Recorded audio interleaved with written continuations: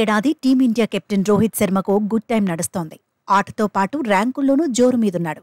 ICC ప్రకటించిన ర్యాంకింగ్స్లో 2వ స్థానంలోనే కొనసాగాడు. ప్రస్తుతం హిట్ మ్యాన్ ఖాతాలో 765 రేటింగ్ పాయింట్లున్నాయి.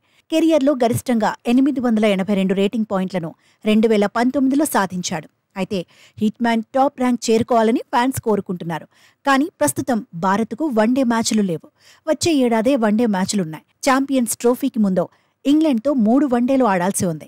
ఆ తర్వాత ఛాంపియన్స్ ట్రోఫీలోని టీమిండియా మ్యాచ్లు ఉంటాయి. దీంతో హిట్ మ్యాన్ గ్రాఫ్ ఎలా ఉంటుందనేది ఆసక్తికరంగా మారింది. ఇదే సమయంలో పాకిస్తాన్ కెప్టెన్ బాబర్ అజమ్ తిరుగులేని పొజిషన్లో ఉన్నాడు. రోహిత్ టాప్ ప్లేస్ చేరాలంటే బాబర్ను దాటాల్సిందే. పాకిస్తాన్ కెప్టెన్ ఖాతాలో ఏకంగా 824 రేటింగ్ పాయింట్లు ఉన్నాయి. రోహిత్, బాబర్ అజమ్కు మధ్య తేడా 59 రేటింగ్ పాయింట్లు. అయితే 3వ స్థానంలో ఇప్పుడు గిల్ ఉన్నాడు.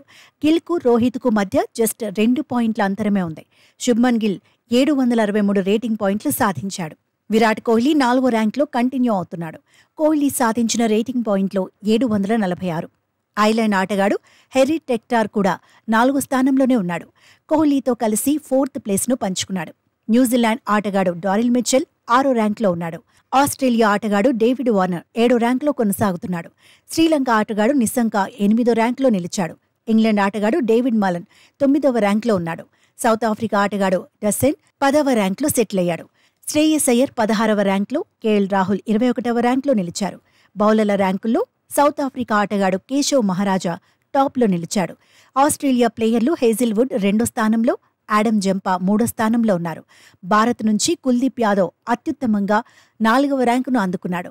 జస్ప్రీత్ బుమ్రా 8వ ర్యాంక్ సాధించాడు. సిరాజ్ 9వ ర్యాంక్లో నిలిచాడు. మహమ్మద్ షమి 12వ స్థానంలో ఉన్నాడు. ఆల్రౌండర్ల జాబితాలో ఆఫ్ఘాన్ ప్లేయర్ నబీ టాప్ ప్లేస్లోనే కంటిన్యూ అయ్యాడు. రవీంద్ర జడేజా 16వ ర్యాంక్లో, హార్దిక్ పాండ్యా 26వ ర్యాంక్లో నిలిచారు.